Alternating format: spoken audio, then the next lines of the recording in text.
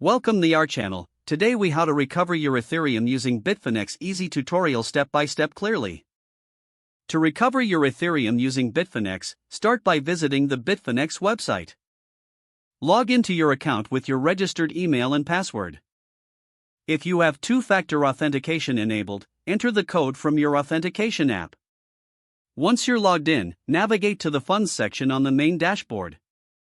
In the Funds section, locate the Withdraw option. Click on Withdraw to access the withdrawal menu.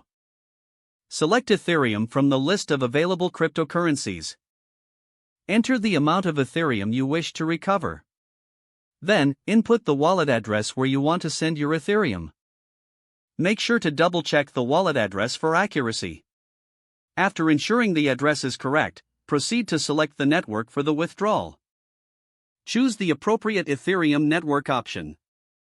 Review any fees associated with the transaction before proceeding. Once you are satisfied with the details, click on the Confirm button to initiate the withdrawal. You may be prompted to complete additional security verification steps.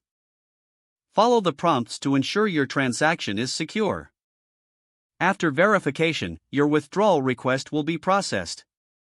You can track the status of your withdrawal in the Withdrawals section. Once the transaction is completed, your Ethereum will appear in the specified wallet. Make sure to check your wallet for confirmation of the incoming Ethereum. If you encounter any issues, refer to the Bitfinex support for assistance. If the page does not load, refresh the browser or try again in a private or incognito window. Make sure you are using the correct email address, then retype it carefully to avoid small typos. If your password is not accepted, use the reset option and create a new strong password you can remember.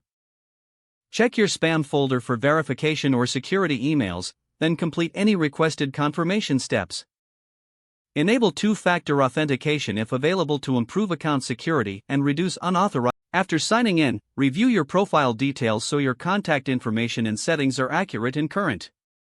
If you see an error message, note it down and try again after restarting your device and internet connection.